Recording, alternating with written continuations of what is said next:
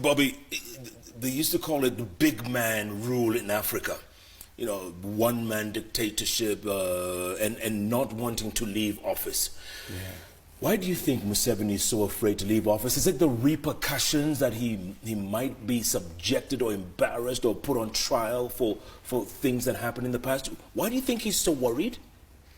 Well, rather than delve into why President Museveni is not leaving power, I would rather look at why he should leave power. We don't need another big daddy. We don't need another strong man.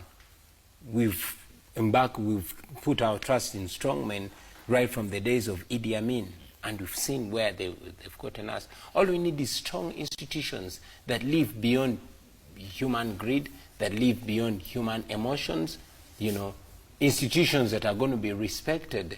And that's the only way we're going to give opportunity to all the talented and people, the intelligent people with good ideas for our country.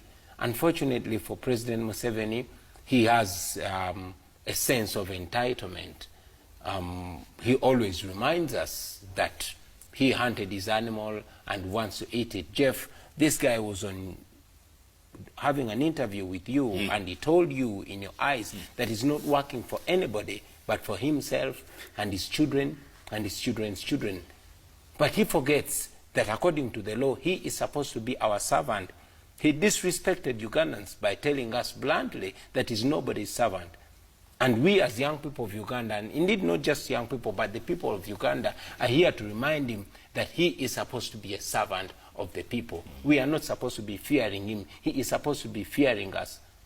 We don't like the situation where we fear to speak our mind because we will be beaten by the military. No, we want a situation when the president fears to disrespect citizens because he knows that we will move him away from that seat where he is and put a leader who we choose. And if that leader does not serve us according to how we want to be served, we can always remove him or her and put another leader. That's what democracy is all about. But in the meantime, anyone who raises their head will get it chopped off. I mean, look at Kizza Besigye. Every time he raises it, and they were very good friends at one point, right? Yeah. They were mates. They were in the military together. Yeah. Now, every time he raises his head, he gets it chopped off. Now, a younger one is coming up, Bobby Wine.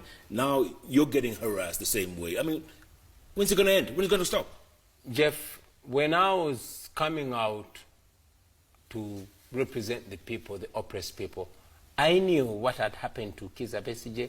I knew that many other people who even dared to speak out against Museveni, many of them are long buried. And many of them are suffering in incarceration. And yes, people like Dr. Kizza Besigye and other opposition leaders have had their fair share of brutalization. But I'm also convinced that oppressed people cannot be oppressed forever. President Museveni was once not in power and was speaking exactly like I speak. And President Obote always dismissed him. Obote is not president anymore.